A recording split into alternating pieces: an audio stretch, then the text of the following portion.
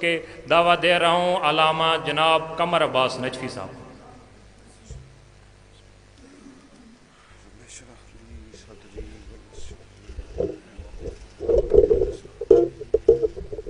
جی بے فکر ہو جائیں، بہت نوازش، بہت شکریہ۔ السلام علیکم ورحمۃ اللہ وبرکاتہ۔ تمام معزز حاضرین واجب الاحترام کی خدمت میں ہدیہ یا علی علیہ السلام مدد۔ ایک دفعہ سب مل کے بآواز بلند صلوات۔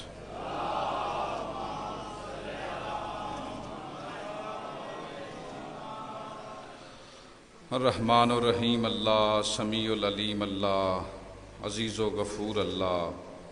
جتنے مومنین یہاں پہ تشریف فرما ہیں سب کے صغیرہ کبیرہ گناہ معاف فرما۔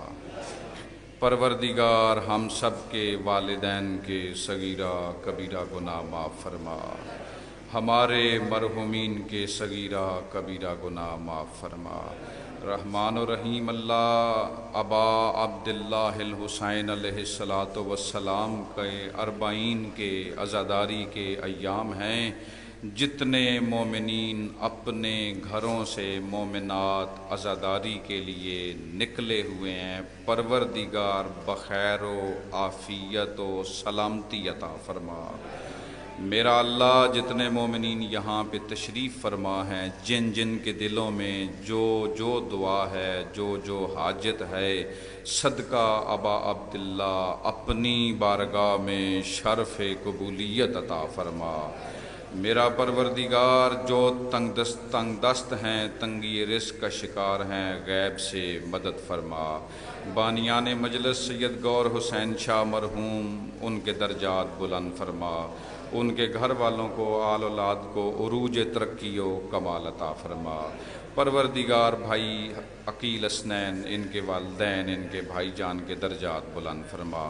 جتنے مومنین یہاں پہ تشریف فرمائیں، پروردگار تا دم آخر عشق اور ایمان کی سلامتی نصیب فرما۔ ہمارے 12ویں آقا کا جلد از جلد ظہور فرما۔ ہمیں ان کے سچے جانساروں میں شمار فرما۔ دعا کے اس جملے پہ سب نے مل کے آمین کہنا ہے۔ میرا اللہ، جتنے ہاتھ اس وقت تیری بارگاہ میں اٹھے ہوئے ہیں، سب کو کربلا کی زیارت نصیب فرما۔ برحمتک یا ارحم الراحمین۔ ہم شیعوں کی حدیث کی سب سے بڑی کتاب کا نام ہے اصول کافی۔ اس کتاب میں تیرا اور میرا چوتھا امام فرما رہا ہے کہ دعاؤں کی قبولیت کی ضمانت ہم پر صلوات ہے۔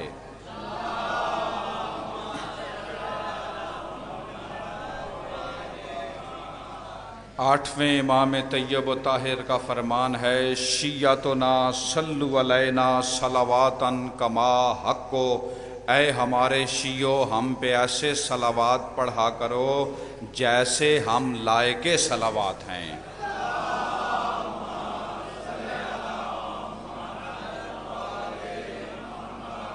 تمام مومنین کا ارادہ ہے نماز عشق کی نیت باندھی جائے۔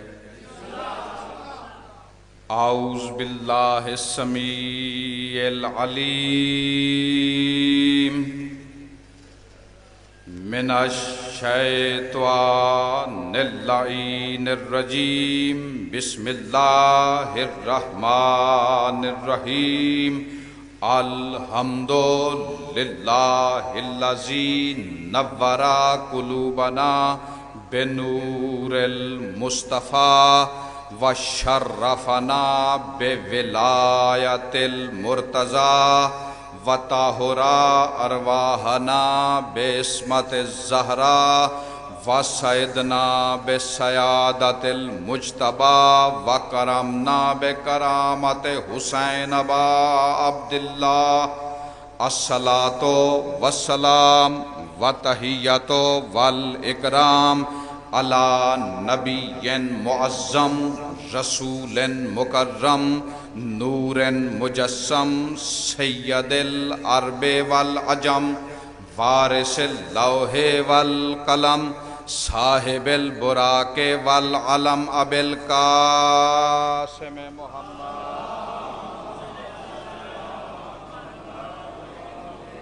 وعلی آلہ الطیبین الطاہرین المعصومین ولعن اللہ ولا اعدائہم اجمعین من الآن الی لقاء یوم الدین اما بعد قد قال الحکیم فی کتابہ انہ بسم اللہ الرحمن الرحیم ومن الناس من یشری نفسہ ابتغاء مرضات اللہ واللہ رؤوف بالعباد صلوات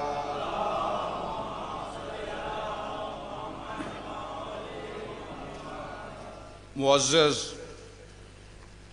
مومنین، عزت مآب، حاضرین واجب الاحترام، میں آپ کا مہمان بھی ہوں، نیاز مند ہوں، احسان مند ہوں، اور صرف ایک چیز کی طلب ہے، ایک چیز کی درخواست ہے، ایک چیز کا ارادہ ہے کہ جتنی دیر یہاں بیٹھے ہوئے ہیں آپ نے اپنی تمام تر توجہ میری طرف رکھنی ہے۔ یہ کوئی 10 مجلسوں کا خلاصہ نچوڑ، چونکہ آپ بزرگان تشریف فرما ہیں، سفید سروں والے ہیں، اور علی والے کا سر اگر سفید بھی ہو جائے تو جوان رہتا ہے۔ یہاں عمریں نہیں دیکھی جاتی، یہاں واسطے نہیں دیکھے جاتے، یہاں رابطے نہیں دیکھے جاتے، یہاں صرف نیتیں نہیں دیکھی جاتی، یہاں نسبتیں دیکھی جاتی ہیں۔ جن کی نسبت جوانوں کے ساتھ ہو وہ ہمیشہ جوان رہتے ہیں۔ بس یہ آپ سے طلب ہے، باقی اور کسی چیز کی طلب نہیں۔ اللہ آپ کو سلامت رکھے۔ 2-4 باتیں بالخصوص اپنے نوجوان بھائیوں کو، دوستوں کو ان کی خدمت میں دے کے جانا چاہتا ہوں، اپنا ایک پیغام آپ تک پہنچانا چاہتا ہوں۔ میں گزشتہ رات مسلسل سفر کیا ہے، ابھی مسلسل سفر کیا ہے، لاہور سے پڑھا ہے، یہاں آیا ہوں، یہاں سے اب پڑھ کے اسلام آباد، وہاں سے پشاور جانا ہے۔ تو آپ لوگوں کی محبت تھی، قبلہ کرنل صاحب کا حکم تھا، بانیان کا حکم تھا کہ یہاں حاضری لگائی جائے۔ تو بات شروع کرتے ہیں اسی بات سے جس سے ممبر ابیض کا خطیب اکبر شروع کیا کرتا تھا، سلونی والا مولا۔ بات شروع ہمیشہ کرتے تھے توحید سے۔ مولا علی کی زندگی میں آپ کو جو بھی خطبہ پڑھیں گے سب سے پہلے کیا ہے؟ توحید۔ کس کی توحید؟ رحمان کی توحید، رحیم کی توحید، سمیع کی توحید، علیم کی توحید، اس کی توحید جس کے ذکر کو بلند رکھنے کے لیے 5، 12، 14 عاجز ہو کے سجدے کرتے رہے۔ وہ رحمان اللہ، وہ رحیم اللہ، وہ سمیع اللہ، وہ عزیز اللہ، وہ غفور اللہ، وہ ہم سب کا مالک اللہ، وہ ہم سب کا رازق اللہ، وہ علی اور بطول کا بھی رازق اللہ، وہ حسن اور حسین کا بھی رازق اللہ، وہ عظیم پروردگار، وہ اتنا بلند پروردگار کہ جس کے ہونے کا دعویٰ محمد مصطفیٰ نے مکہ کی پہاڑیوں پہ کیا، پتھروں پہ چل کے کیا، پتھر کھا کے کیا، گالیاں سن کے کیا، لیکن صرف دعویٰ کیا کہ اللہ ہے، رحمان ہے، رحیم ہے، تنہا ہے، بے مثل ہے، بے مثال ہے، لا ریب ہے، بے عیب ہے۔ نانا نے دعویٰ کیا، نواسے نے سب کچھ قربان کر کے، اسے سجدہ کر کے یہ دلیل دے دی کہ اس سے آگے کچھ بھی نہیں ہے۔ وہ آپ کی سماعتوں کو دیکھتے ہوئے اتنا عظیم اللہ، اتنا بلند اللہ جو سجاد کی تسبیح میں ہے، وہ اللہ۔ آپ صحیفہ سجادیہ پڑھیں، سید سجاد نے پوری زندگی میں اللہ سے اللہ کے علاوہ کچھ مانگا ہی نہیں۔ میں پھر کہہ رہا ہوں، جملے سنیے گا، رحمان اللہ، رحیم اللہ، جبار اللہ، قہار اللہ، سجاد کی تسبیح اللہ، حسین کی تلاوت اللہ، علی کا ممبر سلونی پہ گفتار اللہ، مصطفیٰ کا کردار اللہ، وہ بلند اللہ۔ مولا علی سے کسی نے پوچھا یا علی، لفظ سنیے گا، یا علی، یہودی آیا، اس نے کہا یا علی اللہ نظر کیوں نہیں آتا؟ تیرا خدا جسے تو جھکتا ہے وہ نظر کیوں نہیں آتا؟ مولا نے کہا سورج کو دیکھ۔ اس نے سورج کو دیکھنا شروع کیا، تھوڑی دیر بھی نہیں گزری اس نے آنکھیں بند کر لی۔ اس نے کہا یا علی میں سورج کو نہیں دیکھ سکتا۔ مولا نے فرمایا تو جس کی مخلوق کو نہیں دیکھ سکتا تو اسے کیسے دیکھے گا؟ بھائی علی کے اس قول سے یہ بات سمجھ میں آئی کہ وہ اللہ ان آنکھوں سے نظر نہیں آتا۔ اگر وہ ان آنکھوں سے نظر آ سکتا تو شب عاشور کو حسین کبھی دیا نہ بجھاتے۔ میں بڑی بات کر گیا، وہ ان آنکھوں سے نظر نہیں آتا، حسین نے دیا اس لیے بجھایا کہ اسے سب دیکھ لیں، وہ نظر آ جائے۔ وہ جو موسیٰ کو، آخری لفظ ہے توحید کا، جو موسیٰ کو طور پہ نظر نہیں آیا وہ حسین کو نوک نیزہ پہ نظر آیا، اس لیے کہ اسے حسین نے، کربلا والوں نے یہ پیغام چھوڑا کہ اسے دیکھنے کے لیے طور پہ نہیں چڑھنا پڑتا، نوک نیزہ کی بلندی ضروری ہے۔ وہ پروردگار اپنی لم یزل لا یزال بے مثال کتاب میں سورہ بقرہ آیت نمبر 207 میں اللہ فرماتا ہے وَمِنَ النَّاسِ، لوگوں میں سے کوئی ہے۔ اللہ کیا کہہ رہا ہے؟ لوگوں، سارے لوگ نہیں، لوگوں میں سے کوئی ہے۔ وہ کون ہے؟ اگلا لفظ ہے من، لوگوں میں سے ایک من ہے۔ وہ من کیا کرتا ہے؟ کون ہے؟ نام نہیں لیا اللہ نے۔ اللہ نے کہا یشری، جو بیچ دیتا ہے، کس کو؟ نفسہ، اپنے نفس کو، اپنے آپ کو بیچ دیتا ہے۔ اور ہوتا کیا ہے؟ ابتغاء، اور خرید لیتا ہے بدلے میں مرضات اللہ، اللہ کی مرضی۔ یہ آیت کا ترجمہ ہے۔ شیعہ سنی مفسرین کے مطابق، معروف مفسر اہل سنت مفسر کا میں یہاں پہ حوالہ دے دوں، علامہ سالبی مفسر ہے بہت بڑا، اس کے مطابق، باقی مفسرین کے مطابق، شیعہ مفسرین کے مطابق کوئی اختلاف نہیں کہ یہ آیت مولا علی کے بارے میں نازل ہوئی۔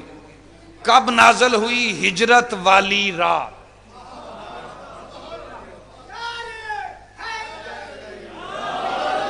میں نعروں تک بھی آپ کو لے کے آتا ہوں، ذرا سا مجھے پس منظر بنا لینے دو، میں نعروں تک بھی انشاءاللہ آپ کو لے کے آؤں گا۔ سب کا اتفاق ہے۔ اب آیت کا ترجمہ کیا ہے؟ میں پھر ترجمہ کرنے لگا ہوں۔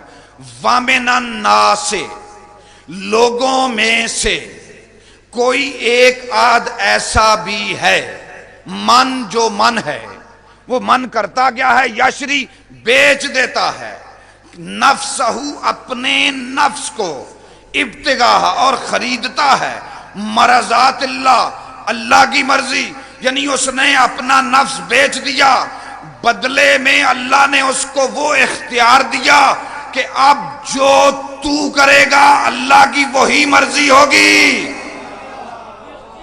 بھائی بات سمجھ میں آ گئی؟ دیکھیں، اللہ نے دین بھیجا، سب کے لیے بھیجا یا تھوڑے لوگوں کے لیے بھیجا؟ بڑی مہربانی آپ نے جو دین سب کے لیے، نماز کا حکم سب کے لیے، نعمتیں سب کے لیے، سارے لوگوں کے لیے، رسول سب کے لیے، امام سب کے لیے۔ آگے مانو نہ مانو یہ تمہارا نصیب۔ بھائی امام سب کے لیے ہے، مانو یا نہ مانو یہ فیصلہ اللہ نے تم پہ چھوڑا۔ بھائی میرے استاد آغا بہجت کی خدمت میں بندہ حاضر ہوا، اس نے کہا جی آغا آپ بہت بڑے علامہ ہیں، آپ بہت بڑے مفکر ہیں، آپ بہت بڑے دانش مند ہیں، آپ بہت بڑے اہل علم ہیں، آپ بہت بڑے متقی ہیں، عبادت گزار ہیں، آپ روحانی شخصیت ہیں، میں شیعہ ہوں، مجھے کوئی ایسا عمل بتا کہ امام کو تو شمر بھی دیکھ رہا تھا، پہچان نہیں رہا تھا۔ تو بھائی دیکھ تو اپنے وقت کے امام کو، امام سب کے لیے پہچانتا کوئی ہے، پروردگار نعمتیں سب کے لیے، رزق سب کے لیے، روٹی سب کے لیے، نبی سب کے لیے، ہدایت سب کے لیے، نماز سب کے لیے، حکم سب کے لیے، توحید سب کے لیے، سب انسانوں کے لیے، لیکن جب نفس بیچنے کی بات آئی، میرا اللہ تو قرآن میں کہہ رہا ہے کوئی ایک آدھ ایسا ہے، کوئی ایک آدھ ایسا ہے، سب کو نہیں کہا کہ کوئی بھی نفس بیچ دے، سب کو اللہ نے اس لیے نہیں کہا کہ اس زمانے میں کسی ایک کا نفس بھی اس قابل نہیں تھا کہ سودا اللہ سے کیا جا سکے۔ اللہ نے کہا اللہ ان میں سے کوئی ایسا ہے جو نفس کو بیچتا ہے، اللہ کی مرضی کو خریدتا ہے، واللہ رؤوف بالعباد، اللہ اپنے بندوں پر بڑا مہربان ہے۔ اچھا آپ بسم اللہ الرحمن الرحیم کا تمہید ختم ہونے والی ہے، بسم اللہ الرحمن الرحیم کا ترجمہ کرتے ہیں۔ میں شروع کرتا ہوں اللہ کے نام سے جو بڑا مہربان اور نہایت رحم والا ہے۔ رحمان کا مطلب کیا کیا ہے؟ مہربان۔ رؤوف کا مطلب ترجمہ کرنے والوں نے کیا کیا ہے؟ مہربان۔ بھئی لفظ الگ الگ ہیں، ترجمہ سب نے مہربان کا کیا۔ رحمان بھی مہربان والا، رحمت والا، رحیم بھی مہربان اور رحمت والا، رؤوف بھی مہربان اور رحمت والا، لیکن نام تینوں الگ الگ ہیں۔ بھئی ایک جملے میں فرق بیان کروں، سب کو روٹی دیتا ہے، اپنے کو بھی پرائے کو بھی، جو مانے اسے بھی دے رہا ہے، جو نہ مانے اسے بھی دے رہا ہے، اس کا معنی ہے رحمان۔ موسیٰ کو روٹی کون دیتا ہے؟ فرعون کو، علی کو، علی کے دشمن کو، جو علی علی کرے اسے، جسے علی برداشت نہ ہو اسے اللہ۔ بھئی سب کو وہ لنگر دیتا ہے، کسی ایک کی روٹی بھی وہ بند نہیں کرتا۔ یہ معنی ہے رحمان کا۔ رحیم کا مطلب کیا ہے؟ قیامت والے دن سب پہ رحم نہیں کرے گا۔ نہیں نہیں نہیں نہیں نہیں نہیں بھائی قیامت والے دن مسئلہ سمجھے، مسئلہ قیامت والے دن سب پہ رحم نہیں کرے گا۔ رحم اسی پہ ہوگا جس کے پاس سند ہوگی، جس کے پاس لکھا ہوا ہوگا۔ یعنی روٹی سب کو دیتا ہے۔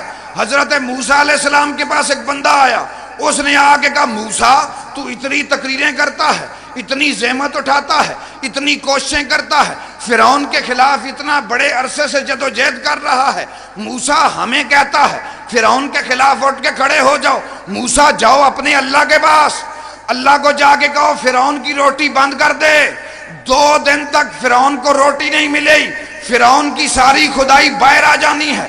موسیٰ گئے پروردگار کے پاس، میرا اللہ مجھ سے اتنی محنت کرواتا ہے فرعون کے ساتھ جنگ کرنے کے لیے، اس کے خلاف ہونے کے لیے، اللہ تو خود ہی 2 دن تک فرعون کی روٹی بند کر دے۔ آگے سے آواز قدرت آئی، موسیٰ فرعون اپنا بندہ ہونا بھول گیا ہے، اب ہم اپنا مالک ہونا بھول جائیں۔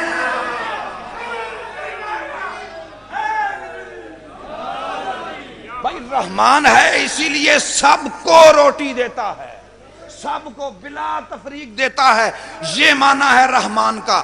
قیامت والے دن جسے علی برداشت نہیں تھا دنیا میں، اس کے لیے جبار ہے، اس کے لیے قہار ہے، اس کے لیے غضب والا ہے۔ مومنوں پر رحم کرے گا، صرف مومنوں پر، یہ مطلب ہے رحیم ہونے کا۔ پتہ چلا مومنوں اور کافروں کے لیے رحمان ہے، صرف مومنوں کے لیے رحیم ہے، برے کام کرنے والوں کے لیے رحمان ہے، نیکی کرنے والوں کے لیے رحیم ہے۔ رؤوف خاص بندوں پہ ہے، رؤوف ہر ایک پہ نہیں ہے، رؤوف مومنوں پہ بھی نہیں ہے۔ مسئلہ سمجھنا پڑے گا۔ شاہ جی ایک ہے نیکی کرنا، ایک ہے احسان کرنا، ایک کیا ہے نیکی کرنا، ایک کیا ہے نیکی احسان۔ اللہ کہتا ہے نیکی کرو، اللہ کہتا ہے احسان کرو۔ اللہ احسان کرنے والوں سے محبت کرتا ہے۔ نیکی اور احسان میں فرق۔ ایک دفعہ آپ یہاں پہ بیٹھے ہوئے ہیں، وہاں سے بھوکا آتا ہے، مجھے کھانا کھلاؤ، آپ کھانا کھا رہے ہیں، آپ اپنے کھانے میں سے کچھ کھانا اسے دیتے ہیں، یہ ہے نیکی۔ لیکن اگر وہاں سے بھوکا آئے، آپ کا دروازہ کھٹکھٹائے، آواز دے کے گئے آل محمد میں یتیم ہوں، آل محمد میں اسیر ہوں، آل محمد میں مسکین ہوں، اور آپ سارا دسترخوان اسے دے دیں، اسے نیکی نہیں، اسے کہتے ہیں احسان۔ تو اللہ نیکی کرنے والوں پہ رحیم ہے۔ جو اپنا سب کچھ اٹھا کے اللہ کو دیتے ہیں ان کے لیے اللہ رؤوف ہے۔ نہیں سمجھ آئی؟ میں پھر سمجھا دیتا ہوں۔ بھائی آپ کو جنت میں گھر مل جائے، یہ ہے رحیم ہونا اللہ کا، اور آپ کو اللہ پوری جنت کی سرداری دے دے، اسے کہتے ہیں رؤوف ہونا۔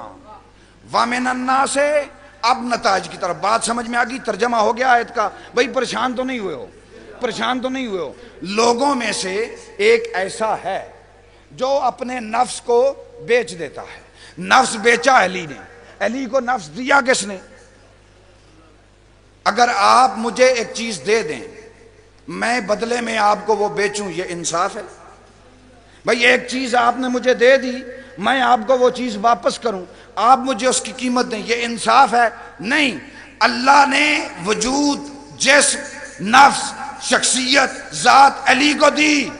اب مولا علی اللہ کو واپس سپرد کر رہے ہیں۔ اللہ کہہ رہا ہے ایسے سپرد نہ کر، قیمت لے۔ بھائی کس چیز کی قیمت؟ جب علی کے نفس کا مالک بھی اللہ ہے تو آسان لفظوں میں بتاؤں، میں آپ کو دیتا ہوں لکڑی، آپ اس لکڑی سے اگر بہترین شاہکار بناتے ہیں اور مجھے واپس کرتے ہیں، پھر حق یہ ہے میں آپ کو قیمت دوں۔ اگر میں آپ کو دیتا ہوں زمین، آپ اس زمین پر بہترین فصل اگاتے ہیں، بہترین باغ لگاتے ہیں، بہترین پھول لگاتے ہیں، بہترین پھل اگاتے ہیں، اور 10 سال کے بعد وہ زمین مجھے واپس کرتے ہیں، انصاف کا تقاضا یہ ہے کہ میں پھر اس کی قیمت ادا کروں۔ اللہ نے علی کو نفس دیا، علی نے نفس کو مطمئن بنا کے واپس کیا۔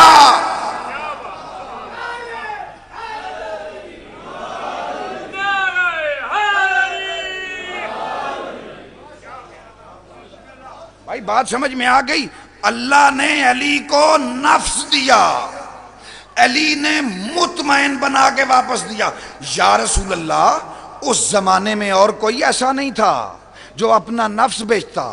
بندے تو بڑے تھے لیکن کسی کا نفس اس قابل نہیں تھا جسے بازار توحید میں بیچا جا سکے، جس کا سودا کسی ایک کا نفس اس قابل نہیں تھا کہ جس کا سودا بازار عشق و ایمان میں لگایا جا سکے۔ بات سمجھ میں آ رہی ہے؟ نفس، علی نے اپنا نفس اللہ کو دے دیا۔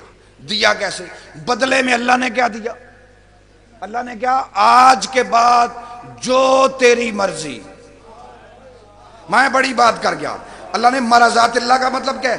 جو تیری مرضی وہی ہماری مرضی۔ لفظ آسان کروں، جو تو بولے وہی لوہے محفوظ۔ بھائی میں قرآن کی آیت ہے، سننا بڑے دور تک لے کے جاؤں گا۔ جو تو بولے وہی لوہے محفوظ، جو تو کرے وہی ہمارا کہنا، جسے تو مارے اسے تو نے نہیں مارا۔ بھائی جس پہ تیری تلوار چلی وہ تیری تلوار نہیں تھی، وہ ہماری تلوار چلی۔ جسے تو بنائے اسے تیرے ہاتھ نے نہیں بنایا، ہمارے ہاتھ نے۔ مرضات اللہ کا مطلب کیا؟ لیکن ساری زندگی مولا علی نے گزاری اور ساری زندگی میں کہا پروردگار ہم اپنی مرضی چلائیں گے ہی نہیں، ہماری مرضی بھی تیری مرضی کے تابع ہے۔ وہ ابن ملجم کا خنجر نہیں روک سکتے تھے۔ بھائی میرا سوال ہے، مولا علی ابن ملجم کا خنجر نہیں روک سکتے تھے؟ روک سکتے تھے، کیوں نہیں روکا؟ اس کی مشیت تھی۔ مرضات اللہ کا مالک ہونے کے باوجود جو بندہ جھک جائے اسے علی کہتے ہیں۔ یہ لفظ ہیں، یہ لفظ ہیں۔ اب ہوا کیا؟ یہ واقعہ بیچا، نفس بیچا کیسے؟ دیکھیں میرے جو چھوٹے بھائی بیٹھے ہوئے ہیں وہ اس بات پہ غور کریں، حضور کی کل ظاہری زندگی کتنی ہے؟ 63 سال۔ 63 سال میں سے پہلے 40 سال تک حضور کسی نے جا کے کسی کو حضور نے کہا کہ میں نبی ہوں، کسی کو جا کے کہا کہ مجھ پہ فرشتہ آتا ہے، کسی کو جا کے کہا کہ نماز پڑھو؟ نہیں، پہلے 40 سالوں میں نبی نے کسی ایک کو بھی نہیں بتایا میں نبی ہوں۔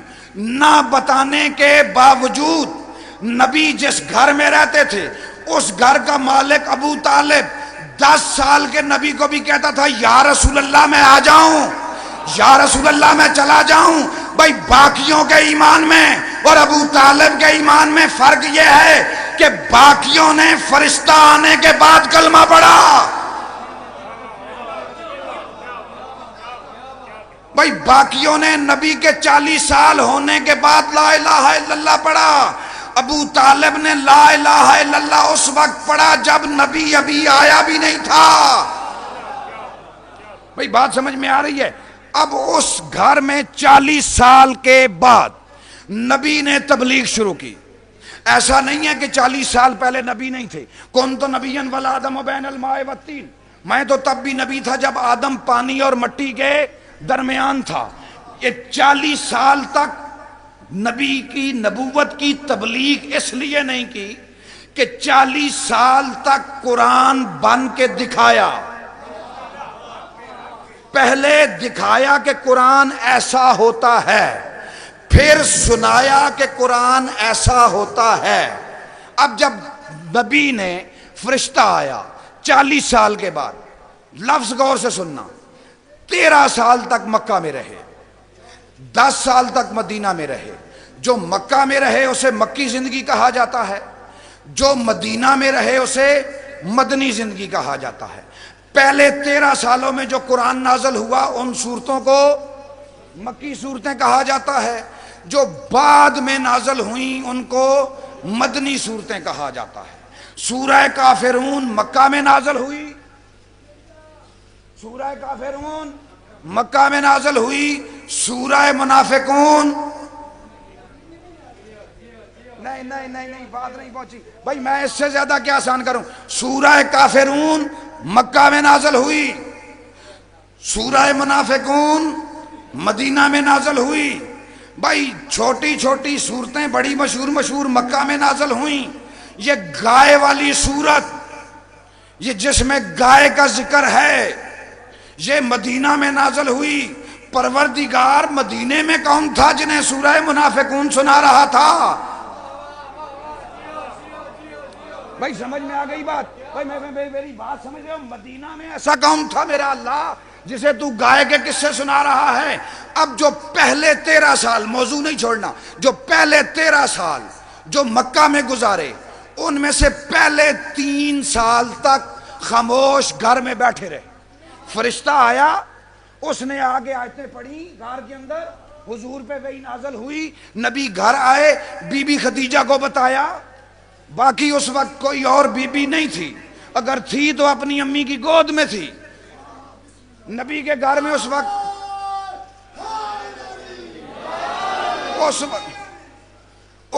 ایک ہی بی بی تھی، ان کو بتایا۔ 3 سال تک نبی نے کسی سے کوئی بات محلے میں نہیں کی، لوگوں سے بات نہیں کی۔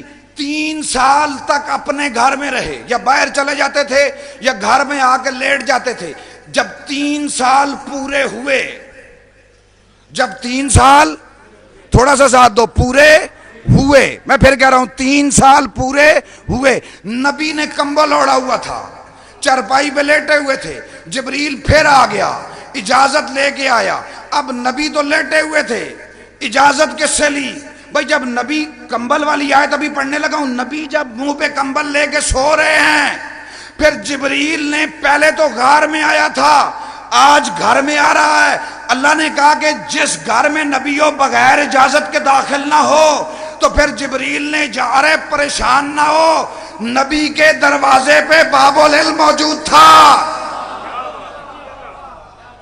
اب جبریل آیا، جبریل نے آگے کہا یا ایھا المدثر قم فانذر، اے کمبل اوڑھ کے لیٹنے والے اٹھ اور ڈرا۔ اب 13 میں سے 3 سال نکل گئے، پیچھے کتنے سال بچے؟ 10۔ اب 10 میں سے اگلے 4 سال تک لوگوں نے نبی کو جھوٹا کہا، نبی کو شاعر کہا، نبی کو مجنوں کہا، نبی کو گالیاں دیں، مارا کسی نے نہیں، مارا کسی نے بھی نہیں۔ جن لوگوں نے اسلام قبول کیا ان پہ پابندیاں لگیں، ان پہ قدغن لگائے گئے، ان کو مارا پیٹا گیا، ان کو گھروں سے نکال دیا گیا۔ اب بھائی 70-80 بندہ تھا، ان سب کو گھر والوں نے کہا ہماری طرف سے تم فارغ، آج کے بعد تمہارے برتن میں کتا کھائے تو کھائے، ہم کھائیں گے نہیں، یہاں سے دفع ہو جاؤ۔ اب وہ 60-70 بندہ 3 ٹائم روٹی کھاتا تھا، کوئی بات نہیں، کتنے ٹائم؟ 3 ٹائم۔ آپ دیں نا 70 آدمیوں کو 3 ٹائم کی روٹی، بلائیں دیں۔ وہ بھائی ختیجہ کا مال چلتا رہا، وہ اگلے 4 سال تک انہیں روٹی، جب 4 سال پورے ہوئے، اب سننا کتنے سال؟ 4 سال جب پورے ہوئے تو ان 4 سالوں کے بعد انہوں نے جب دیکھا کہ اگلوں نے لنگر بھی پورا کیا، اگلوں نے حفاظت بھی کی، ہمارا کچھ نہیں ہوا، انہوں نے کیا نبی کے ساتھ سوشل بائیکاٹ۔ انہوں نے کہا جی آج کے بعد جس گھر میں نبی رہتا ہے اس گھر والوں کے ساتھ نہ ہم میں سے کسی نے بولنا ہے، اور اگر وہ بلائیں تو ہم نے جواب نہیں دینا، ہم نے انہیں سلام نہیں کرنا، اگر وہ سلام کریں تو جواب نہیں دینا، ہم نے ان کا اگر کوئی مر گیا تو جنازے پہ نہیں جانا، اگر ہمارا کوئی مر گیا تو انہیں اپنے جنازے پہ نہیں آنے دینا، نہ ان کے گھر رشتہ دینا ہے، نہ ان سے رشتہ لینا ہے، نہ ان کو کوئی چیز بیچنی ہے، نہ ان کو کوئی چیز ان سے خریدنی ہے۔ یہ ایگریمنٹ بنا کے کعبے کی دیوار پہ لگا دیا۔ اب ابو طالب نے نبی کو لیا، نبی کے گھر والوں کو لیا، اپنے بچوں کو لیا، شعب ابی طالب میں چلے گئے۔ 3 سال تک مکہ کے بڑے بڑے لوگوں نے نہ نبی کے ساتھ کلام کیا، نہ کوئی چیز بیچی، نہ خریدی، نہ ان کا کسی موت فوت پہ آئے، نہ انہیں آنے دیا، نہ ان کو سلام کیا، نہ ان کے سلام کا جواب دیا، یہاں تک کہ 10 سال پورے ہوئے۔ شعب ابو طالب کی سختیوں نے ابو طالب کو بھی مار ڈالا اور بی بی خدیجہ کو بھی مار ڈالا۔ وہ ایگریمنٹ ختم ہوا، نبی واپس آئے۔ اب جو اگلے 3 سال ہیں، کون سے؟ اگلے 3 سال، آخری مکہ کے آخری 3 سال، ان 3 سالوں میں لوگوں نے نبی کے رستے میں کانٹے بھی بچھائے، لوگوں نے نبی کو گالیاں بھی دیں، لوگوں نے نبی کو پتھر بھی مارے، لوگوں نے نبی پہ کوڑا کرکٹ بھی ڈالا، لوگوں نے نبی کے گھر کے رستے میں پتھر بھی پھینکے۔ اب یہ اس لیے پھینکے کہ محافظ اسلام ابو طالب چلا گیا تھا۔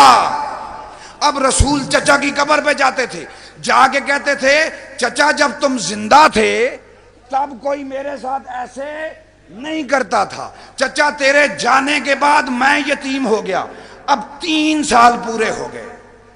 اب مکہ کے تمام لوگوں نے مل کے یہ فیصلہ کیا کہ ہم میں سے اگر کوئی اکیلے بندہ مصطفیٰ پہ خود کش حملہ کرے گا تو ہم کچھ نہیں کر سکتے، اکیلا بندہ کچھ نہیں کر سکتا، کیونکہ بعد میں ابو طالب کے بیٹوں نے اس کا پورا قبیلہ مار دینا ہے، لہذا ہر قبیلے کا ایک بندہ، اجماع بھائی سمجھو ہر قبیلے کا ایک ایک بندہ اکٹھے ہو کے 17 قبیلوں کے کتنے بندے اکٹھے ہوئے؟ 17۔ یہ حج کے دن تھے، اس زمانے میں بھی حج ہوتا تھا، کافر بھی حج کرتے تھے، یہ میں بات آپ کو سچی بتا رہا ہوں۔ ان سب نے کٹ کیا ہوا تھا۔ جناب حمزہ نے جب ان کو اکٹھا دیکھا، یہ جلدی سے اپنے گھر آئے، کیونکہ جناب حمزہ کو پتا تھا یہ وہ لانتی ہیں، یہ جب بھی اکٹھے ہوں کو لانتیوں والا ہی کام کرتے ہیں، یہ جہاں بھی اکٹھے ہوں کوئی لانتیوں والا کام کرتے ہیں۔ یہ آئے، انہوں نے آگے کہا یا رسول اللہ بھتیجے، اے میرے پیارے بیٹے محمد، یہ سارے لانتی اکٹھے ہیں، اور جب یہ اکٹھے ہوتے ہیں یہ کوئی نہ کوئی فساد کرتے ہیں۔ یہ آپ کی زبان میں کہتے ہیں نا اے بار جڑے جے سارے، تسی اپنی خبر رکھنا۔ حضور نے آگے سے جواب دیا کہ چچا یہ میرے قتل کا منصوبہ بنا رہے ہیں، اور یہ آج رات کو میرے گھر پہ حملہ کریں گے مجھے قتل کرنے کے لیے۔ اچھا اے اللہ کے رسول، اے میرے بھتیجے، اے میرے بیٹے، اگر تم کہو تو میں ابھی علی کو بھیجوں۔ بھائی لفظ سننا، لفظ سننا۔ چچا نے کیا کہا؟ یا رسول اللہ، اے اللہ کے رسول، اے میرے بھتیجے، اے میرے بیٹے، اگر آپ حکم دیں میں ابھی علی کو بھیجتا ہوں، اور میں تلوار بھی نہیں دوں گا۔ علی ان سے انہی کی تلوار لے کے اسی خیمے کے اندر سب کو مار کے آئے گا۔ آگے سے رسول نے کہا اے میرے چچا جان، جو میں جانتا ہوں وہ آپ نہیں جانتے، وہ آپ کو علم نہیں ہے، ان کو آنے دیجئے۔ صلوات پڑھیں محمد وآل محمد پہ۔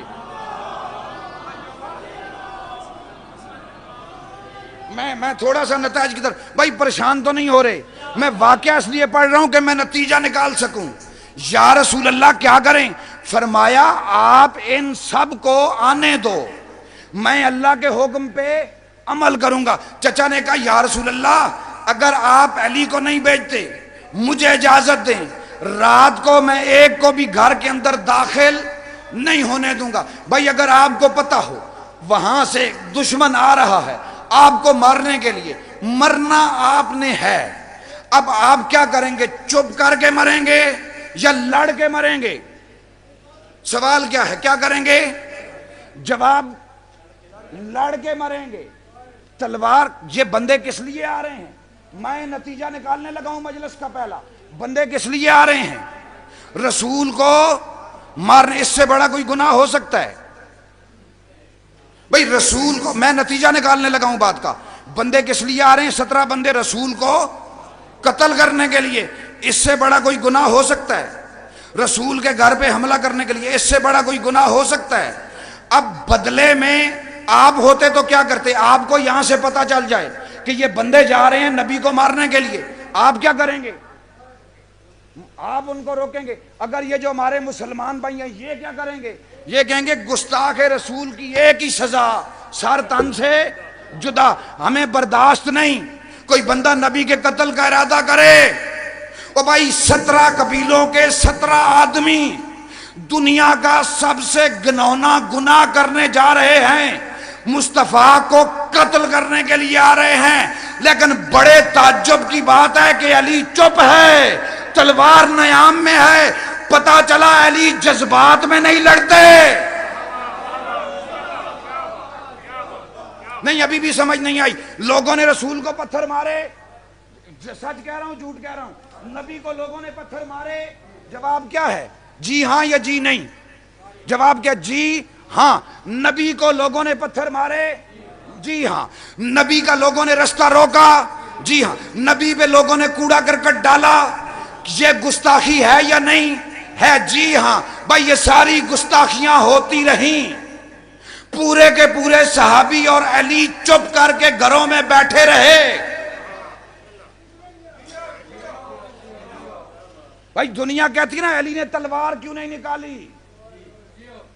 بھائی یہ دنیا سوال کرتی ہے کہ نہیں؟ مولا علی نے تلوار، اتنا بڑا کام ہوا مدینہ میں، اتنا کچھ ہوا رسول کے بعد، علی تو شیر خدا ہیں، علی تو غیرت مند ہیں، علی تو بہادر ہیں، علی تو اللہ کی تلوار ہیں، علی تو ہر جنگ میں جا کے کرار کی طرح حملہ کرنے والے ہیں، علی کو تلوار نکالنی چاہیے تھی۔ مجھے یہ بتائیں، رسول کی بیٹی کی گستاخی بڑی ہے یا خود رسول کی گستاخی بڑی گستاخی ہے؟ کس کی بڑی ہے؟ امام حسین کی گستاخی کرنا یہ بڑا گناہ ہے یا رسول کی گستاخی کرنا یہ بڑا گناہ ہے؟ بھائی پریشان کیوں ہو رہے ہو؟ میں پڑھ رہا ہوں نا، کس کی گستاخی بڑی سزا ہے؟ ایک بندہ مولا علی کی گستاخی کرتا ہے، یہ بڑا گناہ ہے، یا رسول کی گستاخی کرے وہ بڑا گناہ ہے؟ رسول کی گستاخی بھائی مکہ میں ہوئی یا نہیں؟ لوگوں نے پتھر مارے یا نہیں؟ لوگوں نے کوڑا پھینکا یا نہیں؟ لوگوں نے رسول کا رستہ روکا یا نہیں؟ لوگوں نے رسول کے دماغ پہ شک کیا یا نہیں؟ لوگوں نے رسول شب ہجرت کو 17 آدمیوں نے رسول کے گھر پہ حملہ کیا یا نہیں؟ علی نے تلوار کیوں نہیں نکالی؟ صحابہ نے کیوں نہیں نکالی؟ کوئی بندہ آگے کیوں نہیں آیا کہ رسول کی گستاخی ہو رہی ہے؟ کسی اور کو غصہ آئے نہ آئے، جلال آئے نہ آئے، علی کا تو حق بنتا ہے، علی کو جلال آنا چاہیے تھا، تلوار نکلنی چاہیے تھی۔ لوگ اپنے گھر کی گندگی اٹھا کے رسول کی ان زلفوں پہ پھینک رہے ہیں جن کے بارے میں اللہ کہتا ہے واللیل اذا سجا، قسم ہے ان زلفوں کی جب وہ کھلیں تو رات کا اندھیرا چھا جاتا ہے۔ ان زلفوں میں لوگوں نے بکریوں کی مینگنیاں پھینکی، پڑھیں آپ جا کے تاریخ، لیکن علی نے تلوار نہیں نکالی۔ اس لیے نہیں نکالی کہ حکم رسول نہیں تھا، تو نتیجہ یہ نکلا علی جذبات میں آ کے، علی غیرت میں آ کے، علی غصے میں آ کے تلوار نہیں نکالتے۔ علی کی ذوالفقار نیام سے باہر نکلنے کے لیے حسین کے نانا کے حکم کی پابند ہے۔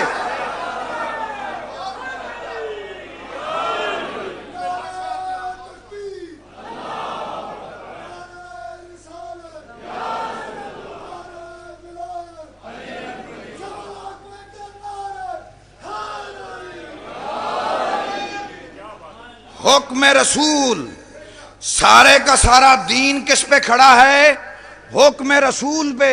آپ کو کہاں سے پتا چلا اللہ ایک ہے؟ آپ کو کہاں سے پتا چلا جبرائیل ہے؟ آپ کو کہاں سے پتا چلا جنت ہے؟ آپ کو کہاں سے پتا چلا فرشتے آتے ہیں؟ آپ کو کہاں سے پتا چلا دوزخ ہے؟ اچھا آپ کو کہاں سے پتا چل رہا ہے باہر دن ہے؟ اس لیے کہ آپ سورج کو دیکھ رہے ہیں، سورج کو دیکھ رہے ہیں۔ اللہ دیکھا آپ نے؟ ہم سب کو اللہ نے بنایا، ایک نے بنایا یا دو نے؟ ایک نے بنایا۔ کہاں سے پتا چلا؟ بھائی آپ نے اوپر جا کے دیکھا کہ وہاں ایک تھا یا دو؟ وہ کسی ایک بندے نے دیکھا نہیں۔ کہاں سے پتا چلا؟ رسول نے بتایا، ہم مان گئے۔ اللہ کو رسول نے کبھی لا کے دکھایا نہیں کہ یہ دیکھو ایک ہے۔ وہ داتا صاحب نے کعبہ دکھا دیا تھا لاہور سے کہ یہ کعبہ ہے۔ اللہ کے رسول نے کبھی نہیں کہا کہ یہ اللہ ایک ہے، رسول نے صرف کہا ایک ہے، ہم نے مان لیا۔ جبریل کو آپ نے دیکھا ہے؟ اللہ کی آیتیں کون لے کے آتا تھا؟ جبریل۔ آپ نے دیکھا ہے؟ نہیں دیکھا ہے، کیسے مان بیٹھے آپ؟ رسول نے بتایا۔ اب مجھے بتاؤ رسول نے جنت ہے یا نہیں، ملے گی یا نہیں، اللہ کی قرآن میں لکھی ہوئی ہے کہ نہیں؟ اب کیسے پتا چلا آپ کو؟ رسول نے بتایا۔ مسجد کس کا گھر ہے؟ آپ یہ ساتھ میں عقیل شاہ جی کا گھر ہے۔ آپ کسی بندے کو کہیں جی یہ عقیل شاہ صاحب کا گھر ہے، جو بندہ کہے گا جی کیوں؟ اس لیے کہ یہاں عقیل شاہ صاحب روزانہ آتے ہیں، رات کو سوتے ہیں، دن کو اس گھر میں ہوتے ہیں، صبح باہر جاتے ہیں، شام کو واپس آتے ہیں۔ مسجد کس کا گھر ہے؟ آپ نے کبھی اللہ کو سویا ہوا دیکھا؟ آپ نے کبھی اللہ کو مسجد سے نکل کے جاتے ہوئے دیکھا؟ آپ نے کبھی اللہ کو مسجد میں آتے ہوئے دیکھا؟ پھر آپ کیسے مان گئے؟ جواب کیا ہے؟ رسول نے بتایا۔ بھائی رسول نے صرف بتایا، دکھایا نہیں، دکھایا نہیں۔ رسول نے بتایا ہمارے مالک کا نام اللہ ہے، ہمارے خالق کا نام اللہ ہے، ہم مان گئے، دکھایا نہیں۔ نبی نے بتایا اللہ ایک ہے، ہم مان گئے، نبی نے دکھایا کوئی نہیں۔ جنت ہے، نبی نے بتائی، دکھائی کوئی نہیں، فرشتے ہیں نبی نے بتائے دکھائے کوئی نہیں، بہشت ہے نبی نے بتائی دکھائی کوئی نہیں، میزان ہے نبی نے بتایا دکھایا کوئی نہیں، صراط ہے نبی نے بتایا دکھایا کوئی نہیں، مسجد اللہ کا گھر ہے نبی نے بتایا مسجد میں اللہ دکھایا کوئی نہیں۔ اب تم مجھے بتاؤ، مجھے شیعہ ہونے کی وجہ سے میں غلط کیوں، میں مجرم کیوں، میرے خلاف فتویٰ کیوں، میں کافر کیوں؟ کیا میرا جرم صرف اتنا ہے کہ میں اسے مان بیٹھا جس کے بارے میں میرا نبی مجھے بتاتا بھی رہا، ہاتھ پہ اٹھا کے دکھاتا بھی رہا؟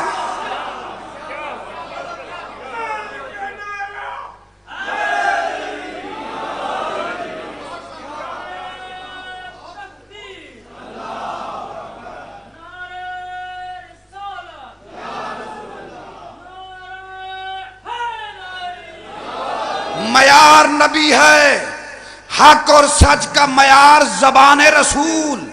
ہمارا شیعہ مذہب، شیعہ دین، شیعہ سکول آف تھاٹ سارے کا سارا زبان رسالت پہ کھڑا ہے، باقیوں کا بھی زبان رسالت پہ کھڑا ہے، باقیوں کا صرف رسول کے بتانے پہ کھڑا ہے، ہمارا صرف بتانے پہ نہیں، بتانے کے ساتھ ساتھ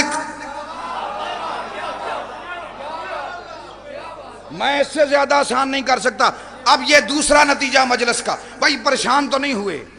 میری محنت اپنی جگہ پہ لگ رہی ہے کہ نہیں؟ بھائی حق بنتا ہے، سنتے ہو۔ مولا علی نے شب ہجرت کو تلوار نہیں نکالی۔ اب ایک ایک جملے کا نتیجہ دوں گا، اب ذہن مکمل میری طرف۔ تلوار نہیں نکالی کیونکہ پابند ہیں حکم رسول کے۔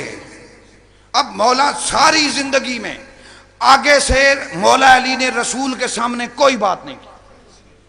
رسول نے کہا یا علی چل پڑو، علی چل پڑے، یا علی میدان میں جاؤ، اتنا وفادار ہے رسول کا۔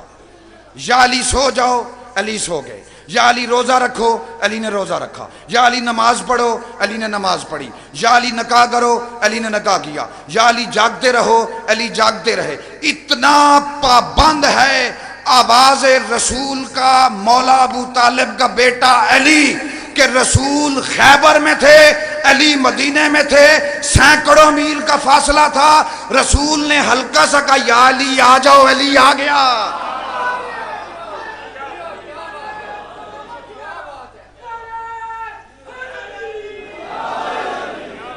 یہ شب ہجرت پہلی دفعہ تھی، شب ہجرت پہلی دفعہ تھی جب کہا نا اے علی میرے بستر پہ سو جاؤ، 17 بندے بے نیام تلواریں لے کے مجھے مارنے کے لیے آ رہے ہیں، آپ کیا کرو؟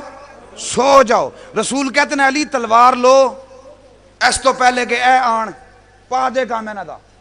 اب یہ ہمارا تو دماغ تو یہی کہتا ہے نا کہ رسول مولا علی کو کیا کہتے ہیں؟ یا علی ان کو پتہ چل جائے، آج پھر پتہ لگے، آج پھر جلال میں آ جانا، آج ان کو پتہ لگ جائے مجھے مارنے کے لیے۔ نہیں، کہا یا علی میرے بستر پہ سوچ۔ یہ پہلی دفعہ تھی آگے سے مولا علی بولے۔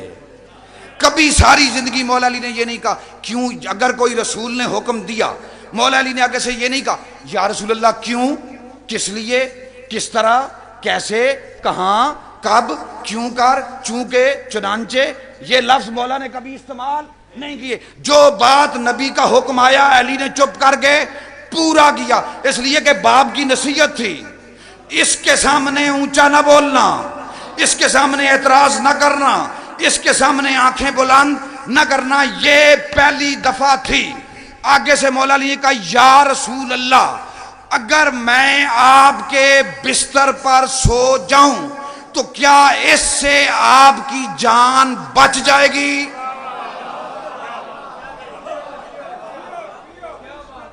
پہلی دفعہ کہا یا رسول اللہ اگر میں آپ کے بستر پہ سو جاؤں تو کیا آپ کی جان بچ جائے گی؟ سالبی نے یہ کیا لکھا، سالبی نے کیا لکھا، میں مولانا علامہ سالبی کا جملہ، اہل سنت کا جملہ، اس نے یہ لکھا کہ مولا علی نے کہا، اس نے جو سوال لکھا اس کے بغور نے کہا مولا علی نے کہا یا رسول اللہ اگر میں آپ کے بستر پہ سو جاؤں تو کیا آپ کا دین بچ جائے گا؟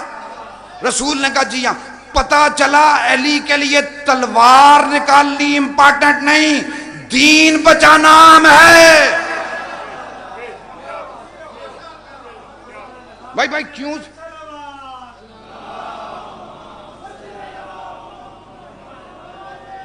سننا یا رسول اللہ، بس اسی بات پہ میں نے مجلس کو ختم کرنا ہے۔ یا رسول اللہ، ساری زندگی آگے سے مولا علی نے کوئی سوال نہیں کیا، یہ پہلی دفعہ تھی جب مولا علی نے کہا یا رسول اللہ اگر میں آپ کے بستر پہ سو جاؤں تو کیا اس سے آپ کی جان بچ جائے گی؟ انہوں نے کہا جی ہاں یا علی، اگر آپ میرے بستر پہ سو جائیں تو میری جان بچ جائے گی۔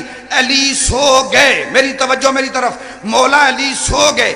جب علی سوئے، رسول ابھی مکہ اور مدینہ کے درمیان تھے، مکہ سے نکل رہے تھے، وہاں سے جبریل یہ آیت لے کے آیا، اے اللہ کا رسول، اللہ یہ کہہ رہا ہے وَمِنَ النَّاسِ، لوگوں میں سے کوئی ایسا بھی ہے من، جو من ہے وہ کرتا کیا ہے؟ یشری، بیچ دیتا ہے اپنے آپ کو بستر رسول پہ لٹا کے، اور بدلے میں اللہ کی مرضی خرید لیتا ہے۔ میں یہاں پہ علی کے سجدے کی بات نہیں کرتا، علی کے رکوع کی بات نہیں کرتا، علی کی نماز کی بات نہیں کرتا، علی کی تلاوت کی بات نہیں کرتا، علی کی زکوٰۃ کی بات نہیں کرتا، علی کی حمد و تسبیح کی بات نہیں کرتا، علی کے خطبے کی بات نہیں کرتا، علی کی جنگوں کی بات نہیں کرتا، علی کی فتح کی بات نہیں کرتا، علی کی ساری زندگی کی بات نہیں کرتا۔ ارے مسلمانوں، ارے مومنوں، علی کی ایک رات کی نیند کی بات کرتا ہوں۔ قرآن کی آیت ایک طرف، اللہ کے رسول کا فرمان ایک طرف، کہ اگر میرا مولا علی ایک رات کے لیے جاگے نہیں، نمازیں نہ پڑھے، بس چپ کر کے سو جائے، تو علی کے ایک رات سونے کی قیمت ایک طرف سے رسول کی زندگی ہے، دوسری طرف سے اللہ کی رضائیں ہیں۔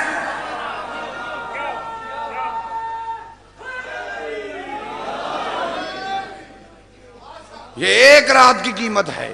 سوال اس لیے کیا یا رسول اللہ اگر میں سو جاؤں، تلوار نکالنی آسان تھی یا سونا؟ ہاں، واہ واہ واہ واہ، کیا کہنے۔ مولا سے ایک دفعہ جناب قمر نے پوچھا یا علی، وہ بات بھی میں بتاتا، یا علی آپ سوئے نہیں؟ فرمایا نہیں قمر۔ یا علی آپ سوتے بھی نہیں؟ فرمایا نہیں قمر۔ یا علی آپ کیوں نہیں سوتے؟ فرمایا اگر علی سو گیا تو تم جتنے بھی سو گے پھر اٹھو گے نہیں، کیونکہ کائنات، نظام کائنات کے چلنے کے لیے اول الامر کا ہونا ضروری ہے۔ یا علی آپ سوئے کب تھے؟ یا علی فرمایا ہجرت والی رات پورا سویا تھا، مکمل سویا تھا، اتنے سکون سے سویا تھا میں۔ مولا خود فرماتے ہیں اتنا سکون مجھے ماں فاطمہ بنت اسد کی آغوش میں نہیں آیا جتنا سکون مجھے۔ چلے سونے پہ بات آ گئی، میں لفظ آسان کر دیتا ہوں، لفظ آسان کر دیتا ہوں۔ آپ نے یہاں سے، میرا بس ٹائم پورا ہوگا میں ممبر چھوڑ دوں، آپ نتیجے 2-3 رہ گئے۔ آپ یہاں سے جاتے ہیں جی ملتان، یہ والا ملتان نہیں، وہ بڑا ملتان جو ہے، اس ملتان جاتے ہیں۔ بس میں آپ سفر کر رہے ہیں، اے سی آن ہے، سیٹ کے ساتھ آپ ٹیک لگائیں، منہ پہ ڈالیں رومال، سو جائیں۔ اے سی آن ہے بھئی، ذرا سا 6-7 گھنٹے کا 6 گھنٹے کا سفر ہے، سو جاؤ۔ آپ سو گئے، 10 کو منٹ گزرے ہیں، 10 منٹ کے بعد بندہ آگے آپ کے کان میں کہے بھائی صاحب یہ جو بندہ بس چلا رہا ہے، ڈرائیور جو ہے، اس نے بوٹی پی ہوئی ہے، نشے میں، اپنے آپ میں نہیں۔ اب سو کے دکھائیں، ہون سوو نا، نہیں آپ نے نہیں، نیند ختم، اس لیے کہ موت کا ڈر ہے۔ اور موت کے ڈر نے بڑے بڑے لوگوں کی 3-3 دن نیندیں اڑائیں۔ نیند کی حالت میں بندوں کو یہ نہیں پتا چلا میری امی ہے یا بیوی، اور یہ ابو طالب کا بیٹا ہے جو 17 بے نیام تلواروں کے سائے میں بھی ایسے سویا جیسے بچہ ماں کی گود میں سوتا ہے۔ بھئی آپ بس میں سو کے دکھائیں، آپ نے صرف جاگنا نہیں، آپ نے اٹھ کے اگلے کے ہتھی پڑھنا ہے۔ آپ نے کہنا جی یا اینو تھلے لاؤ، تو یا پھر بھائی خطرہ ہے، موت کا خطرہ، بس لگ گئی، میں گیا۔ آپ کہیں کوئی بات نہیں، آپ اس بندے کو سمجھائیں نا کوئی بات نہیں، 6-7 گھنٹے کا تو سفر ہے، 5 گھنٹے کا تو سفر ہے، 1 گھنٹہ گزر گیا ہے، 4 گھنٹے رہ گئے ہیں، 4 گھنٹے آپ گزار، آپ کہیں گے نہیں، یا اس رابر کو، اس ڈرائیور کو نیچے اتارو یا مجھے بس سے نیچے اتارو۔ او بھائی زندگی بھی سفر کا نام ہے۔ آپ 5 گھنٹے کا سفر کسی بوٹی پینے والے کے پیچھے نہیں کر رہے، تو آپ پوری زندگی کا سفر ان کے پیچھے کیسے کر سکتے ہیں جو 36 سال تک شراب کو حلال سمجھتے رہے ہو؟ یا علی میرے بستر پہ سو جاؤ، صبح آخری لمحات تقریر کے، صبح کافروں کی امانتیں واپس کر کے مدینے۔ وہ کسی نے پوچھا یا علی آپ رات کو سوئے تھے؟ کہا سویا تھا۔ یا علی کیوں سوئے تھے؟ فرمایا تھا جب مجھے رسول نے کہا صبح مدینے آنا، صبح مدینے آنا، تو مجھے یقین ہو گیا صبح میں نے اٹھنا ہے۔ زبان رسالت پہ علی کو اعتماد اتنا ہے، علی کو یقین اتنا ہے۔ ممبر کوفہ پہ صاحب سلونی خطیب اکبر کوفہ میں خطبہ دے رہے تھے موت پہ، رسول کے بعد کا زمانہ، مسجد کوفہ میں خطبہ دے رہے تھے موت کے اوپر، مرنے کے اوپر، مرنے کے بعد کے منظر کے اوپر۔ ایک بندہ کھڑا ہو گیا، اس نے کھڑے ہو کے کہا یا علی تو موت کے بارے میں اور موت کے بعد کے بارے میں تو ایسے بیان کر رہا ہے جیسے تو نے خود کئی دفعہ مر کے دیکھا ہو۔ رسول نے، مولا علی علیہ السلام نے کہا اے بندہ خدا سن، اگر میں علی 70 دفعہ مر کے دوبارہ زندہ ہوتا، مجھے موت کے منظر پہ تب بھی اتنا یقین نہ آتا جتنا رسول کے بتانے پہ یقین آ گیا۔ میرے بھائی مجھے رسول نے بتایا یہ سب کچھ۔ اس نے کہا یا علی میں نے تجھ سے بڑا عالم نہیں دیکھا۔ فرمانے لگے مجھ سے بھی بڑا عالم میرا بھائی محمد مصطفیٰ ہے۔ اب جملے رسول کے، جس جملے پہ بات ختم کرنی ہے، یا علی میرے بستر پہ سو جاؤ۔ اگر کہتے یا علی ذوالفقار نکال لو، علی کیا کرتے؟ ذوالفقار۔ یا علی میرے بستر پہ سو جاؤ، صبح کافروں کی امانتیں واپس کر کے مدینے چلے آنا۔ اگر آپ کے پاس کس کی امانتیں واپس کر کے؟ وہ جو مارنے کے لیے آ رہے، انہی کے قبیلے کے لوگوں کے پیسے کیا کرنا؟ واپس کرنا۔ مجلس کا آخری 2 نتیجوں میں سے نتیجہ میں نے ہمیشہ مجلس نتیجے پہ جا کے ختم کیے، امانتیں واپس کرنا۔ کن کی امانتیں؟ مسلمانوں کے پاس تو کچھ تھا ہی نہیں، وہ تو لٹے بٹے حالات تھے۔ امانتیں کن کی تھیں؟ کافروں کی۔ جسے مارنے کے لیے جا رہے ہیں اس کے گھر میں کیا رکھی ہوئی ہیں؟ امانتیں۔ امانتیں کیوں رکھی جاتی؟ اگر آپ کے پاس 1 کروڑ روپیہ ہو، آپ اسے بینک میں کیوں رکھیں گے جا کے؟ کس کے لیے؟ سیفٹی کو اردو میں آپ کیا کہیں گے؟ کیا ہو جائے گا؟ محفوظ رہے۔ کس سے؟ بڑی بات کی ہے شاہ جی، کس سے محفوظ رہے؟ چوروں سے۔ بھائی وہ تھے محمد مصطفیٰ کے دشمن، اور محمد مصطفیٰ رہتے تھے ابو طالب کے گھر میں۔ پتہ چلا پورے مکے میں چور رہتے تھے، پتہ چلا چوری کرنا ان لانتیوں کی پرانی عادت تھی۔ پتہ چلا ابو طالب کا گھر چوروں سے زمانہ جاہلیت کے زمانے سے محفوظ تھا۔ چوروں نے جتنے بدلے بھی ابو طالب سے لیے، پتہ چلا اس گھر سے چوروں کو پرانی ٹسل۔ بھائی بات سمجھ میں آ رہی ہے؟ بھئی آپ معاشرے میں امانتیں کیوں رکھی جاتی تھیں؟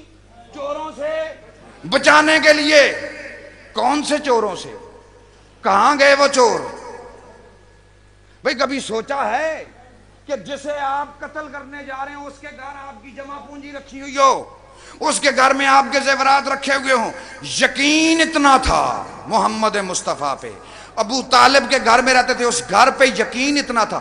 ایک یہ کہ یہاں تک چوروں کی رسائی نہیں ہے، دوسرا یہ کہ یہ غدار نہیں ہے، یہ غاصب نہیں ہے، جس کا جتنا ہوگا اس کو اتنا واپس کریں گے۔ واپس کریں گے۔ وہ امانتیں تھیں محمد مصطفیٰ کے حجرے میں۔ اب جس کے گھر میں کافروں کی امانتیں ہوں، جس کے حجرے میں، اس کو کہتے ہیں محمد مصطفیٰ، اور جس ابو طالب کے گھر میں اللہ کی امانت ہو۔ اب نتیجہ، ایک رات کے لیے جا رہے ہیں رسول، کتنی رات کے لیے؟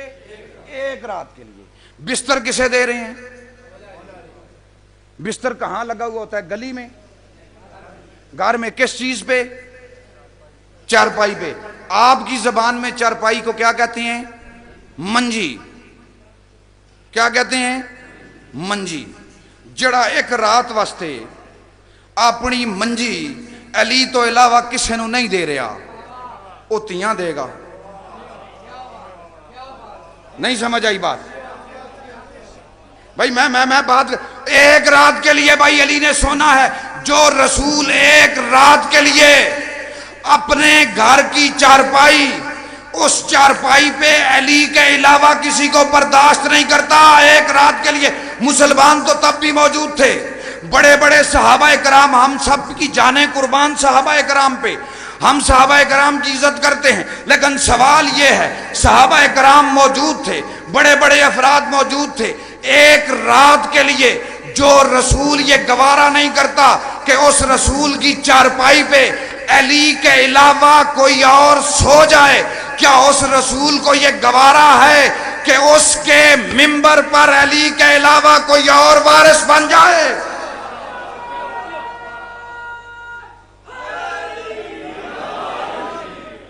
وَمِنَ النَّاسِ مَن، ختم ہو گئی مجلس۔ لوگوں میں سے ایک ہے، کون ہے؟ اللہ نے اگلا لفظ کیا کہا؟ من۔ کیا کہا؟ من۔ قرآن کی آیت 207 نمبر سورہ بقرہ، گھر جا کے پڑھ لیجئے گا۔ وَمِنَ النَّاسِ، لوگوں میں سے کوئی ہے، کون؟ من۔ اللہ نے کیا کہا؟ من۔ یشری، جو بیچتا ہے، نام اللہ نے نہیں لیا، اللہ نے کیا کہا؟ من۔ اچھا، آیت الکرسی میں چلے جاؤ، جہاں شفاعت کی بات ہے، وہاں پہ اللہ کیا کہتا ہے؟ من ذلذی یشفع عندہ الا باذنہ۔ اللہ کی بارگاہ میں کوئی سفارش نہیں کر سکتا، کوئی شفاعت نہیں کر سکتا، کوئی کسی کو چھڑا نہیں سکتا، لیکن من، ایک من ایسا ہے، ایک من، جاگنا بس، ختم مجلس۔ ایک من ایسا ہے جو اللہ کی بارگاہ میں شفاعت کرے گا باذنہ ہی۔ تیسری آیت سورہ حدید کی آیت نمبر 25، اللہ نے وَأَنزَلْنَا الْحَدِيدَ، اللہ نے کہا ہے کہ ہم نے آسمان سے لوہا نازل کیا، فِيهِ بَأْسٌ شَدِيدٌ وَمَنَافِعٌ لِلنَّاسِ، لوہے میں نقصان بھی بڑا ہے، فائدے بھی بڑے ہیں۔ کس لیے؟ لِيَعْلَمَ اللَّهُ، تاکہ اللہ پہچان کروائے، کس کی؟ من، اس من کی۔ وہ من کون ہے؟ ینصرہ، جو اللہ کا مددگار ہے، وَالرُّسُلَهُ بِالْغَیب، اور غیب سے آ کے رسولوں کی مدد بھی کرتا ہے۔ اللہ کے قرآن کی 3 آیتوں میں 3 خطرناک من۔ پہلا من وہ جو اپنا نفس بیچ کے اللہ کی مرضی خریدے، دوسرا من آیت الکرسی میں وہ من جو باذنہ ہی اللہ کے سامنے شفاعت کرے، تیسرا من وہ جو غیب سے آ کے نبیوں کی مدد کرے۔ یا اللہ، اتنی 3 بھاری آیتیں، 3 بھاری من، تو نے نام نہیں بتایا، آواز قدرت آتی ہے۔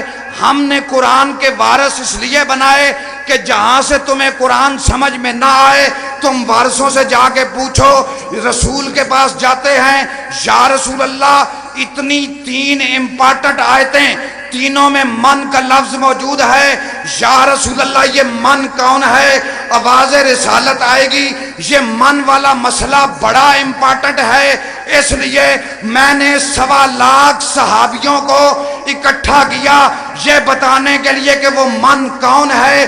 جب سب اکٹھے ہو گئے، میں نے پلانوں کا ممبر بنوایا اور ممبر کے اوپر جا کے علی کا ہاتھ پکڑ کے کہا، من کنت مولا۔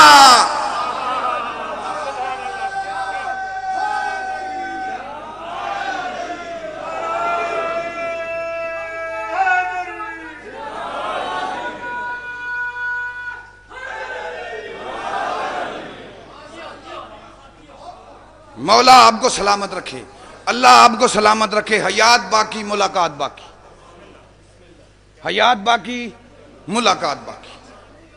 دو لفظ مصائب کی، رونا اپنے اپنے نصیب کی بات ہے۔ میرا سلام ہو شام کی اس معصومہ پہ جس کی زندگی تھوڑی تھی درد زیادہ تھی۔ حق بنتا ہے، حق بنتا ہے، حق بنتا ہے۔ میرا سلام ہو 4 سال کی اس بطول پہ جس کے رخسار چھوٹے تھے، قاتل کا ہاتھ بڑا تھا۔ ایک مصائب کے ایک لفظ کی وضاحت کروں گا۔ آپ بزرگ بیٹھے ہوئے نا، بزرگ بندے بیٹھے ہوئے ہو، اگر اللہ نہ کرے کسی بزرگ کی وفات ہو جائے نا اور اس کی بیٹی پردیس میں ہو تو پتہ ہے آپ کیا کیسے اطلاع دیتے ہیں؟ اس کی بیٹی کو ٹیلی فون پہ رابطہ کر کے کہتے ہیں بیٹا ابو کی طبیعت ٹھیک نہیں ہے، بس جلدی جلدی گھر آ جاؤ۔ وہ سارے رستے میں پیغام بھیجتی ہے، میسج کرتی ہے، کال کرتی ہے، نہیں ابو ٹھیک ہے نا، ابو کو کیا ہوا ہے، ابا کو بتائیں تو صحیح میرے بابے کو کچھ ہوا تو نہیں، بابا مر چکا ہوتا ہے دنیا سے۔ سارے رستے آپ اس کو بتاتے نہیں، کیوں؟ لیکن جیسے ہی وہ گھر آتی ہے، گلی میں دروازہ کھلا ہوا دیکھتی ہے، لوگوں کا رش دیکھتی ہے، پھر وہ کسی سے نہیں پوچھتی میرا بابا ٹھیک ہے یا نہیں، سامان ادھر ہی رہتا ہے، دوڑ کے جاتی ہے، باپ کے منہ سے کفن کا پردہ ہٹا کے کہتی ہے بابا میرا انتظار تو کر لیتا۔ میں کہتا ہوں مجھے امام حسین کے اس عظیم گھر کی قسم ہے، حسین کی 4 سالہ بیٹی نے شام غریبہ کو اپنے بابا کے منہ سے کفن نہیں ہٹایا، سینے سے پتھر ہٹا کے پوچھتی تھی وہ بابا مجھے ملتا کیوں نہیں ہے؟ آپ سے کوئی بندہ پوچھے نا کہ بزرگوں آپ نے اس بیٹی کو جس کا باپ دنیا سے چلا گیا تھا ٹیلی فون پہ کیوں نہیں بتایا کہ اس کا بابا چلا گیا، صرف اتنا بتایا کہ بابا کی طبیعت خراب ہو گئی؟ آپ سفید سروں والے بزرگوں آپ جواب دو گے بیٹا اس لیے نہیں بتایا کہ اگر سفر میں باپ کے موت کی خبر سنے گی نا تو اس پہ قیامت ٹوٹ پڑے گی۔ میں کہتا ہوں بیٹی سے اپنے بابا کی موت کی خبر سنی نہیں جاتی۔ وہ میرا سلام ہو 4 سال کی اس معصومہ پہ جس نے کھلی آنکھوں سے اپنے باپ کی شہرگ کو کٹتے دیکھا۔ ایک لفظ کی مصائب کی وضاحت آپ ہمیشہ ذاکروں سے سنتے ہو، خطیبوں سے سنتے ہو، علماء کرام سے سنتے ہو کہ شام غریبہ کو چھوٹی بی بی کے کرتے میں آگ لگ گئی تھی۔ یہ لفظ آپ سنتے ہو ہر ذاکر سے، ہر شام غریبہ کو۔ آج میں اس کی وجہ بتاتا ہوں، کرتے کو آگ کیوں لگی تھی۔ پتہ ہے عزادارو، جب شام غریبہ کو خیام لٹ گئے، خیموں کو آگ لگ گئی، سید سجاد عالم سجدے میں تھے، تسبیح جاری تھی، سبحان ربی الاعلیٰ و بحمدہ، او مجھے آزمانے والے اللہ تیری تسبیح، تیرا شکریہ۔ اتنے میں جناب زینب عالیہ آئیں، سید سجاد کو ہلایا، ماتھا چوما، ماتھا چوم کے کہا سجاد میں پھوپھی بن کے نہیں، میں ریت بن کے سوال کر رہی ہوں، تو میرا امام ہے۔ سید سجاد تڑپے، پھوپھی مجھ سے یہ کیوں کہہ رہی ہو تو میرا امام ہے؟ فرمایا تیرا بابا مارا گیا ہے، اب تو وقت کا امام ہے۔ سجاد میرے وقت کے امام میرا بیٹا مجھے ایک بات بتا، میرے لیے خیموں میں جل کے مرنا آسان ہے، خودکشی کرنی آسان ہے، باہر جانا مشکل ہے۔ سید سجاد ابھی تک زمین کو دیکھ رہے تھے، فرمایا پھوپھی اماں ایسے کیوں کہہ رہی ہو کہ باہر جانا مشکل ہے؟ فرمایا سجاد میں بے ردا ہو گئی ہوں، سجاد میرا غلاف اتر گیا ہے۔ یہ پہلی دفعہ تھی سید سجاد کی آنکھوں میں لہو اترا۔ اماں آیت تطہیر بے غلاف ہو گئی؟ جی ہاں بیٹا، اماں آپ کے اور میرے نانا کی شریعت میں خودکشی کی اجازت نہیں۔ اچھا پھر بیٹا سجاد کیا کریں؟ اماں خواتین کو اللہ تعالیٰ نے بال لمبے کرنے کا نانا نے حکم اس لیے دیا تھا، اگر اللہ نہ کرے وقت برا آ جائے، سر پہ چادر نہ رہے تو چہرہ چھپانے کے لیے بال چہرے پہ ڈال لیتے ہیں۔ یہ لفظ کہنے تھے اماں آپ اپنے سر کے بال چہرے پہ ڈالو، میں آپ کے سر پہ خاک شفا ڈالتا ہوں، اماں سب بیبیوں کو لے کے خیمے سے چلی جاؤ۔ سید سجاد یہ حکم دینے کے بعد سید نے دوبارہ سجدہ کیا، کافی دیر تک تسبیح کرتے رہے، سجدے میں رہے۔ جب سید سجاد نے سر اٹھایا، خیمے سے ہر بی بی جا چکی تھی، 4 سال کی سکینہ ابھی تک خیمے میں کھڑی تھی۔ سید سجاد نے کہا سکینہ آپ مجھے کیوں چھوڑ کے نہیں گئی ہو؟ تڑپ کے کہتی ہے کبھی بہنیں بھی بھائیوں کو اس حال میں چھوڑ کے گئی ہیں؟ یہ کہتے ہیں کہ راوی کہتا ہے کہ اتنی دیر تک سکینہ کھڑی رہی کہ خیمے کی آگ سکینہ کے کرتے کو لگ گئی۔ بس یہ کہنا تھا۔ سید سجاد نے کہا کہ سکینہ اب میں بھائی بن کے نہیں امام بن کے حکم دیتا ہوں، سکینہ اب خیمے سے چلی جاؤ۔ خیمہ چھوڑ کے جاتے ہوئے دعا دینے لگی، اے میرا اللہ پھر جیتے جی اپنے بھائی کی زیارت کر لوں۔ عزادارو جو باقی شہداء کو روئیں ان کے لیے جناب سیدہ دعا کرتی ہیں، جو سکینہ کے لیے روئے نا اس کے لیے امام حسین دعا کرتے ہیں۔ یورپ میں مسیحی برادری تھی، بڑے امیر لوگ تھے، یہ معجزہ بیماروں کی شفا کے لیے پڑھنے لگا ہوں۔ ان کی 5 یا 6 سالہ بیٹی تھی، وہ بیمار ہو گئی۔ جب اس کے ٹیسٹ ہوئے ڈاکٹروں نے کہا اسے کینسر ہو گیا ہے، یہ لا علاج ہے، اب یہ بچے گی نہیں، اسے گھر لے جاؤ، اس کا خیال رکھنا، بس اس کا اب کوئی علاج نہیں، اسے درد نہ ہو۔ اس کے ماں باپ نے جو اس کے لیے آیا رکھی تھی نا وہ آیا مومنہ تھی۔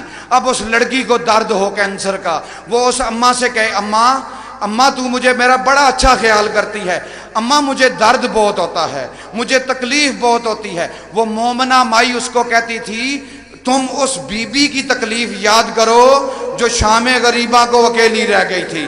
اماں وہ کون ہے؟ فرمایا اس کا نام سکینہ ہے۔ بیٹی آپ کو اس کا درد آپ کے درد سے زیادہ ہے۔ اماں اس کو کیا درد ہوتا تھا؟ بیٹا اس کے کانوں میں درد ہوتا تھا۔ اماں کیوں درد ہوتا تھا؟ فرمایا اس کی بالیاں کسی نے اتار لی تھیں۔ اماں اس کا بابا نہیں تھا جو اس کو چھڑاتا؟ فرمایا نہیں، اس کا بابا شہید ہو چکا تھا، اس کے رخساروں میں جلن ہوتی تھی، اس کے بابا نے اسے مارا تھا۔ وہ لڑکی روز بی بی سکینہ کا مصائب سنے اور اگلے دن پھر گئے اماں اس کا شام والی بی بی کا، اس شہزادی کا مصائب مجھے دوبارہ سناؤ۔ جب میں اس کے درد سنتی ہوں مجھے اپنا کینسر کا درد بھول جاتا ہے۔ عزادارو آخری جملہ ہے بس، کچھ دن گزرے نا، وہ بی بی سکینہ کا مصائب سن کے سنتے سنتے سو گئی، روتے روتے اس کی آنکھ لگ گئی۔ جب وہ لڑکی صبح اٹھی تو اس کا چہرہ گلاب کی طرح کھلا ہوا تھا، اسے شفا مل چکی تھی۔ اس نے کہا اماں میں ٹھیک ہو گئی ہوں، اماں مجھے شفا مل گئی ہے۔ بیٹا کیسے؟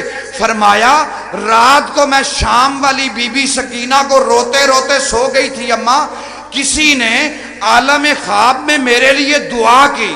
بیٹا کس نے دعا کی؟ اماں میں نے اس کا چہرہ نہیں دیکھا، بس مجھے اس کے ہاتھ نظر آئے جن ہاتھوں نے میرے لیے دعا مانگی۔ اماں نے پوچھا بیٹا کوئی نشانی تھی؟ فرمایا ہاں ماں، جو ہاتھ میرے لیے دعا مانگ رہے تھے اماں ان کی ایک انگلی کٹی ہوئی تھی۔